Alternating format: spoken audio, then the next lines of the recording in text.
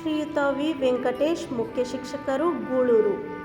ಕಾನೂನು ಅರಿವು ನೆರವು ಕಾರ್ಯಕ್ರಮದ ಮೂಲಕ ಹೆಣ್ಣು ಮಕ್ಕಳಿಗೆ ಲೈಂಗಿಕ ದೌರ್ಜನ್ಯದ ತಿಳುವಳಿಕೆ ನೀಡಿರುವುದನ್ನು ಇಲ್ಲಿ ಕಾಣಬಹುದಾಗಿದೆ.